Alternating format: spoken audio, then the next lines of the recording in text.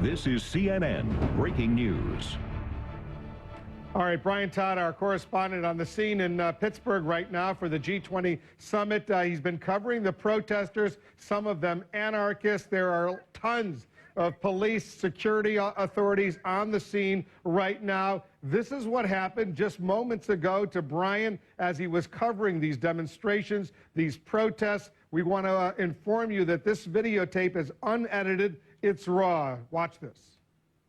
Wolf, this protest has shifted over several streets in Pittsburgh. The protesters going way off their planned route. Because of confrontations like this, the police have thrown some kind of tear gas or some kind of smoke bomb over there. They've set up a barricade over here. This is what's been happening today on the street. The protesters have shifted directions several times. We don't know exactly where they're going to be going from here. Several hundred of them have gathered. They were confronted where they started. They're trying to get to the convention center. Not clear at all right now whether they're ever going to get there, Wolf. If you remain in this immediate vicinity, you will be in violation of the Pennsylvania Crimes Code. Okay. No matter what your purpose is, you must leave. If you do not disperse, you may be arrested and or subject to other police action. Other police action may include actual physical removal, the use of riot control agents and or less lethal munitions, which could cause risk of injury to those who remain. All right. Go. Esta asamblea ha sido declarada.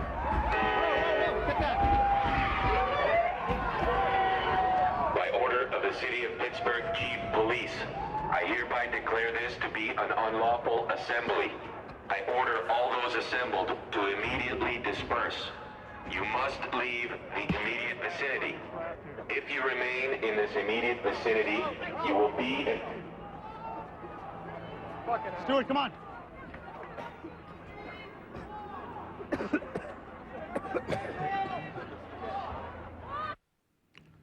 All right, these are live pictures now. That was videotape of Brian Todd, our correspondent in Pittsburgh covering the G20 summit. He and others were tear gassed. Brian is joining us on the phone right now. Brian, what are we seeing right now in these live pictures?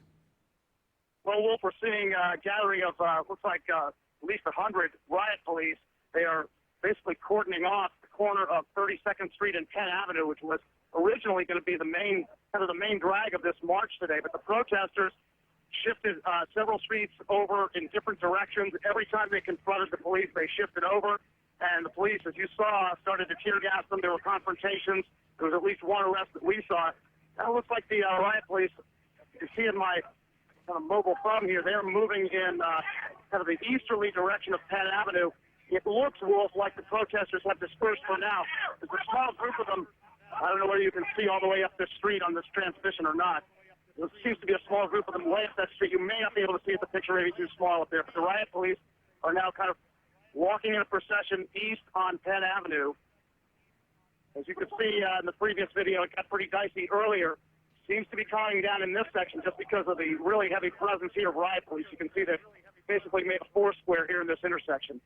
Brian, we saw the tear gas. You were covering that demonstration. Some of those protesters, anarchists, clearly disobeying police rules, police orders on the scene. We have some other videotape of what happened afterwards. You were among those who were tear gassed in the process, and then you were assisted. Someone threw some water on you. I'm going to show that videotape to our viewers. Robbie? More here.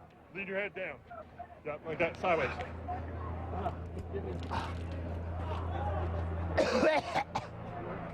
All right, Brian, tell us what it was like, that tear gas. Well, you know, at first, Wolf, it didn't seem like much. I mean, you saw the smoke, and it kind of crept towards you very slowly. Then they kind of unloaded a few more tear gas canisters, and it just came up on us. It just kind of enveloped all three of us. My photojournalist, Stuart Clark, our technician, Mark Halawani, and I just kind of got enveloped in it. Then as the protesters faded back, we faded back with them, and it got very hard to breathe. And it just kind of crept into your lungs and got also into your throat. It was just hard to breathe and hard to see at that point. And our technician Mark was kind enough to pour some water over my face, and it was a great relief. And luckily, he and Stuart got some too. How you doing right now, Brian? I'm doing fine. It's completely out of our system. We're still working this, and looking forward to maybe meeting up with the protesters a few blocks away if they're still around. And I just want to make it clear, you are credentialed. I'm a representative of the news media, and you have authority and your permission to be where you are. Well, it is an open street in Pittsburgh, and the police are kind of herding us away from them whenever they feel like we're getting a little too close. We are credentialed to at least be on the streets here. But it's a very fluid situation, and the cops aren't really paying a whole lot of attention to who's media and who isn't. So are those warnings that we heard on the bullhorn still coming in from the police? We have not heard those in a few minutes, Wolf. They are very, very loud. As you could probably see on that videotape, it's almost impossible to talk over them. We have not heard those in the last few minutes. But as you can see here on this transmission, this live transmission, the police are kind of filing in formation and marching off again east on 10 Avenue. We're going to kind of follow them. I'm going to jump down off this wall and just follow them up the street here. It looks like some of the protesters may be up the street, but again, very small groups. They may have dispersed at this point. We have not heard those loudspeakers in the last few minutes, Wolf. The police have just done a lot of moving around, formations and then reformations on different blocks, and they seem to be doing that right now. All right, Brian, we're going to stay in touch with you. I know you're covering these protests, and they're intense as these leaders gather in Pittsburgh, the G20 summit. The President of the United States and other leaders will get back to you shortly. Stand by. Be careful over there. I want to alert our viewers that this is just the beginning of a series of protests that are being mapped out online. Let's bring in our internet correspondent, Abby Tatt, and she's got some details.